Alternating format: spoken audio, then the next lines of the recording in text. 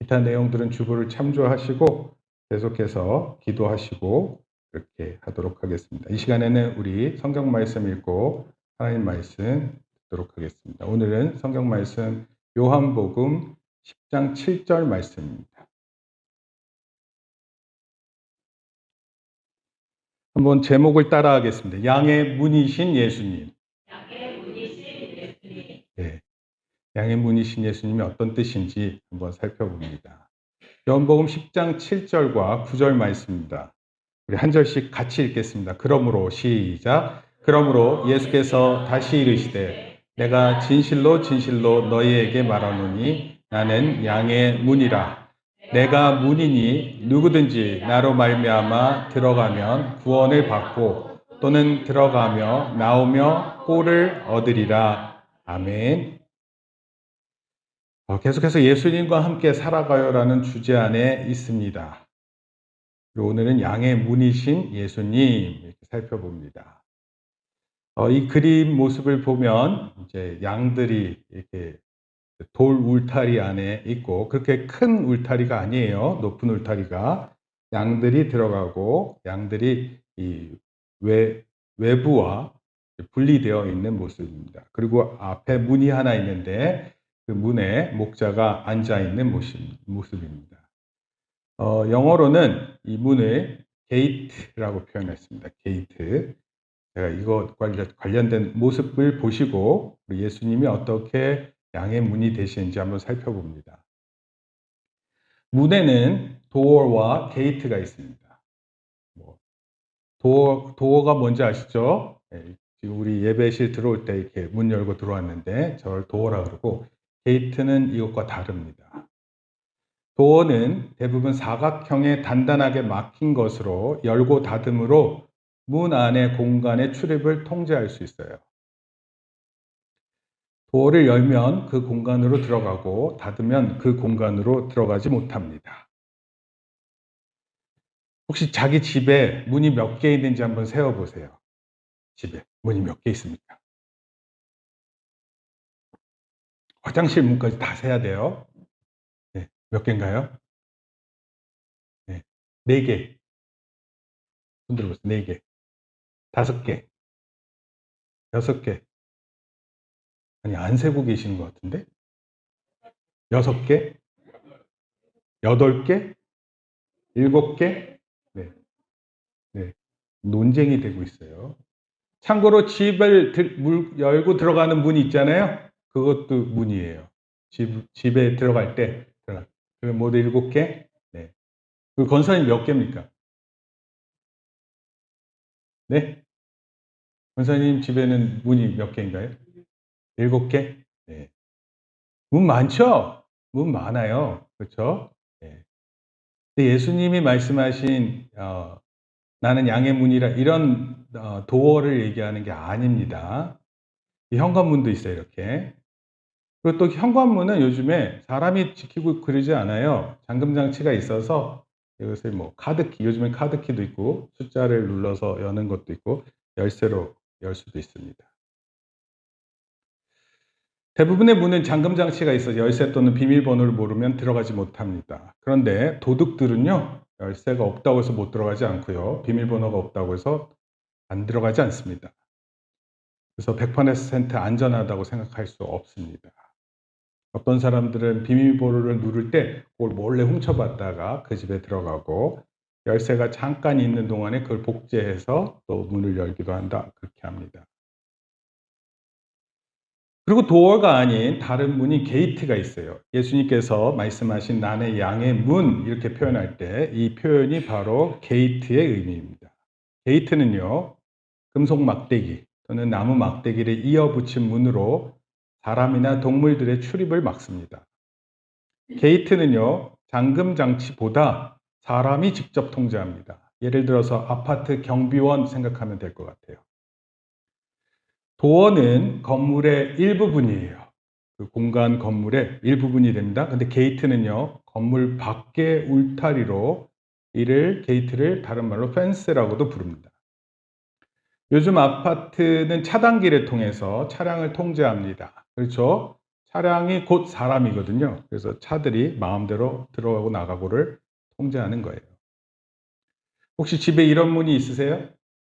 자기 집에? 이런 문이 있으면 이제 큰 집인데, 아니면 이제 옆에 이렇게 조그만 통로문이 있습니까? 네, 이런 것들이 게이트예요. 네. 근데 대부분 요즘 사람들이 이런 곳에 살기보다는 아파트, 단체로 살죠.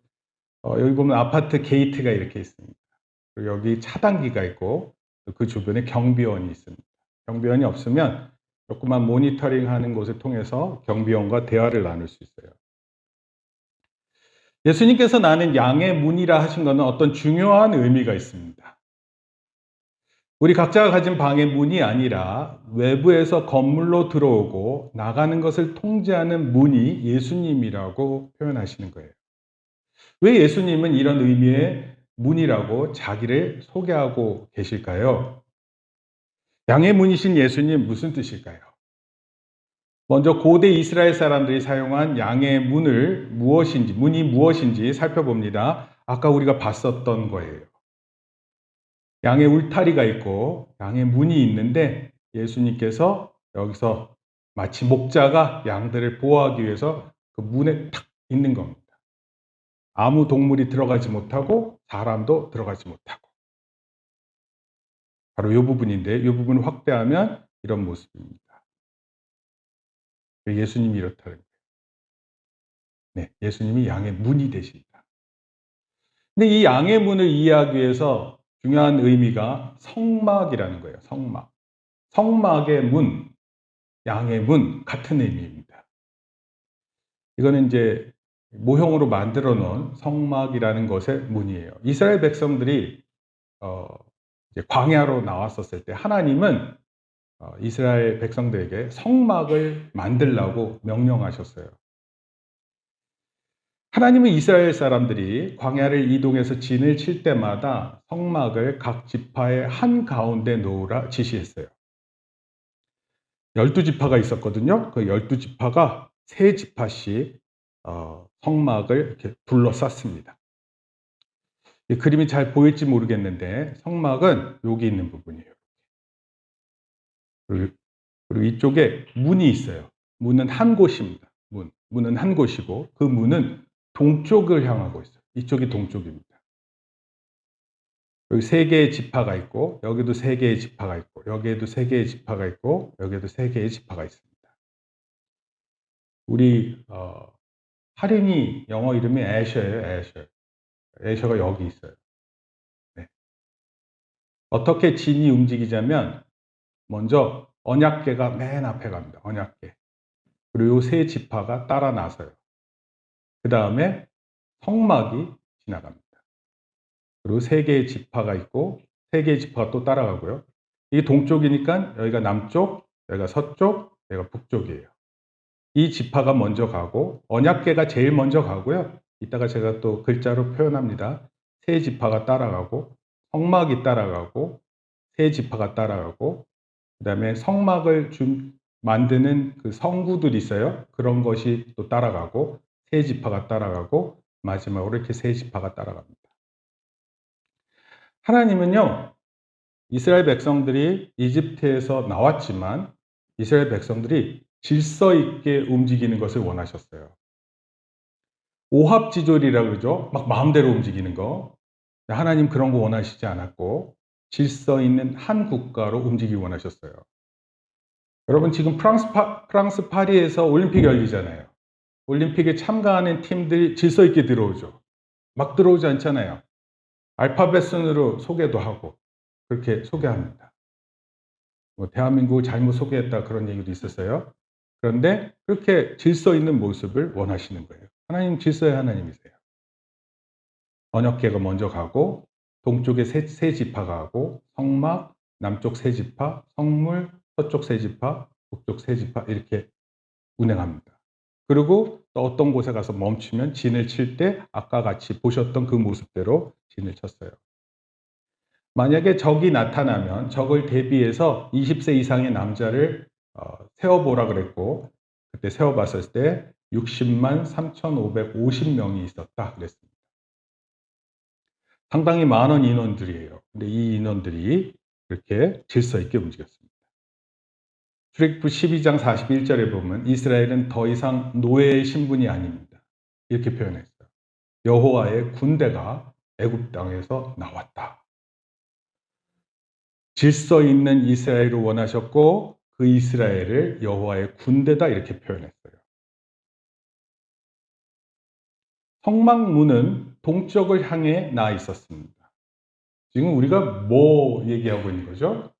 예수님은 양의 문이시다 그랬어요. 그 양의 문이 성막문 이렇게 얘기를 했어요. 성막문에 대해서 조금 더 설명할 거예요. 예루살렘 성전도 동쪽으로 문이 나 있습니다. 8개의 문이 있어요. 근데 동쪽에 문이 있는데 현재 그 동쪽 문은 황금문이라 그렇게 표현합니다. 유대인들은요, 메시아가 오시게 된다면 이 문이 열린다고 믿고 있어요. 솔로몬이 지은 제1성전의 동쪽에 위치해서 동문 이렇게 불렀어요. 그리고 가장 아름다운 문이라 그래서 미문 이렇게도 불렀습니다. 그리고 성전에 가장 가까이 있는 문 중에 하나이기도 합니다. 성막문에 여러 가지 표현이 성경에 있어요. 특히 예수님이 성전에 들어가실 때 정료주일에 이 문을 이용하셨어요. 여러 가지 의미가 막 복잡하게 들어가 있습니다. 그런데 이 문을 기독교, 또 유대교, 이슬람교 모두가 중요시 여깁니다.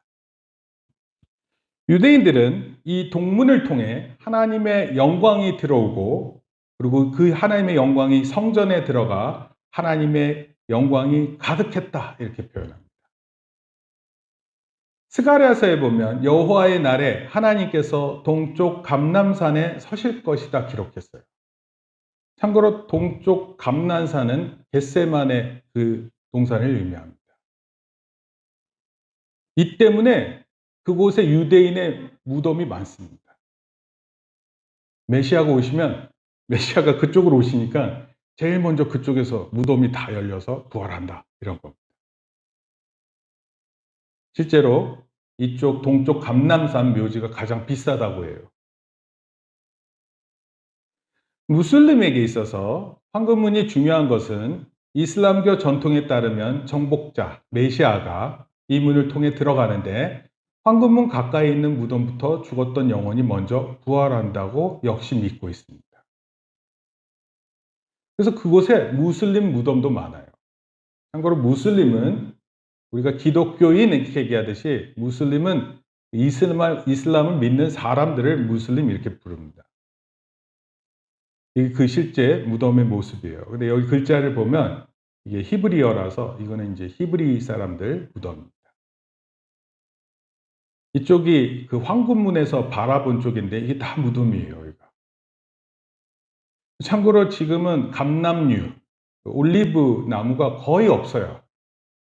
거의 없고 대신 이렇게 다른 나무들 그리고 몇몇 교회가 있다고 합니다. 그리고 무덤이 대부분입니다. 기독교인들에게 황금문이 중요한 것은요. 예수님이 종료주일에 이 문을 통해 성전에 들어가셨고 십자가를 지시기 전에 기도하신 곳이 바로 그 앞에 있는 겟세마네 동산입니다. 현재 이 문은 막혀 있어요. 그 이유는 유대인들의 메시아가 이 문을 통해 이스라엘을 구원하신다고 알고 있었어요. 그래서 이스라엘의 회복을 막기 위해 오스만 시대 슐레이만 1세가 1541년에 막아버렸습니다. 이 부분, 원래 여기가 문이 열려 있는 건데 여기를 막아버렸어요. 황금색 난다 그래서 황금문 이렇게도 부릅니다. 사복음서에서 성막문에 대한 색상을 설명한 내용이 있어요. 마태복음에서는 그 성막문을 자색으로, 마가복음에서는 성막문을 홍색으로, 누가복음에서는 성막문을 흰색으로, 요한복음에서는 청색으로 예수님을 묘사했어요. 그래서 여기 보면 여러 가지 색상들이 보이는데 자색, 청색, 홍색, 또 흰색 이렇게 구성되어 있습니다. 성막을 들어갈 수 있는 유일한 길이 성막문이에요. 아무도 열려 있는 곳이 없습니다. 성전의 바로 동문을 의미합니다. 제가 지금 여러분들에게 양의 문을 소개하고 있어요. 양의 문이 예수님이셨다.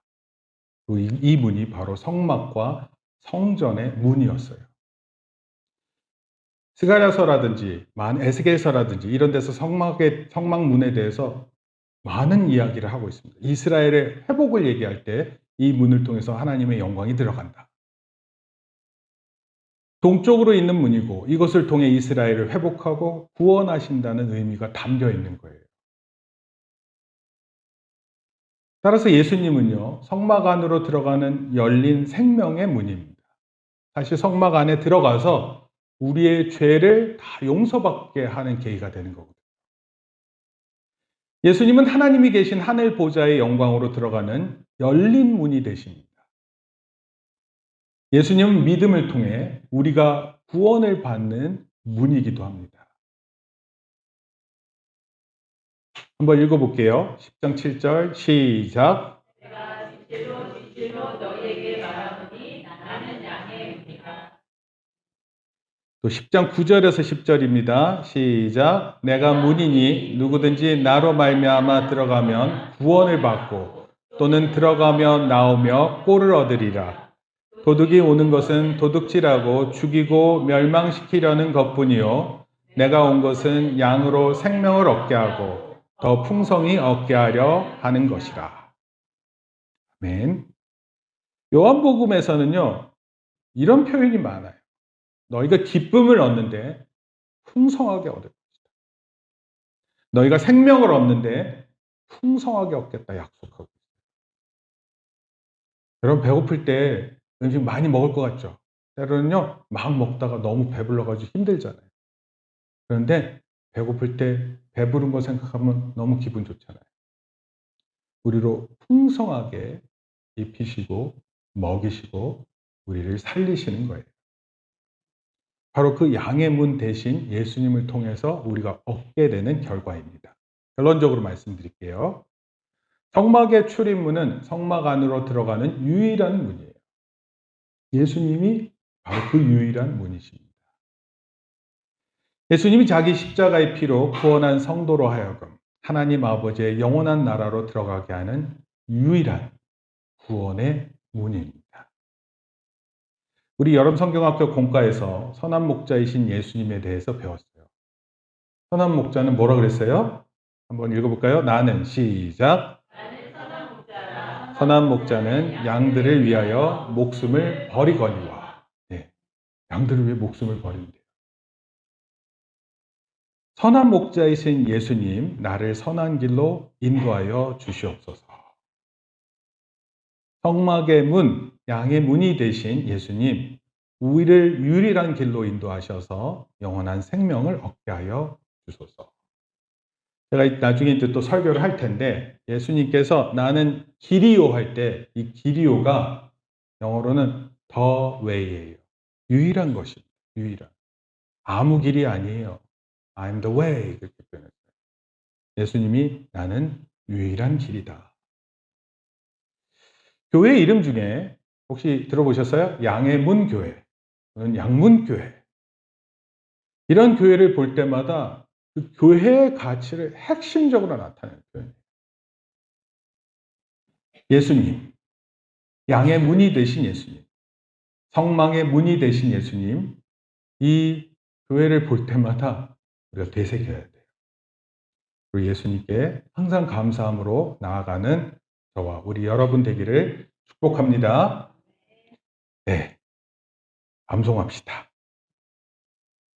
시작. 내가 진실로 진실로 너희에게 말하노니 나는 양의 문이라.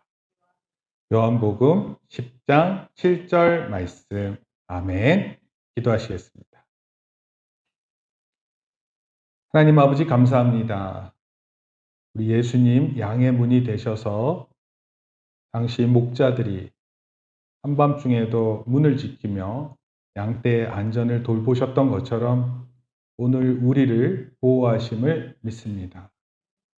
우리를 영원한 안전한 곳으로, 또 영원한 생명으로 인도하시는 줄 믿습니다. 하나님 이 구원의 문을 통해 하나님 영광 받으시고 또 하나님의 영광이 온 성전을 밝힐 것을 믿습니다. 하나님 우리가 오늘을 살아가고 오늘의 어려움과 오늘의 질병 속에서 살아가지만 그러나 주의 영광을 놓치지 않게 우리의 삶을 인도하여 주시옵소서. 우리의 생명이 제한되어 있고 우리가 너무나 쉽게 질병에 노출되어 있지만 그러나 영원한 생명이 보장된 인생임을 믿습니다. 양의 문 대신 예수님을 통해 우리가 그 영원한 생명으로 나아가는 주의 성도들 되게 복내려 주시옵소서. 예수님의 이름으로 기도합니다. 아멘.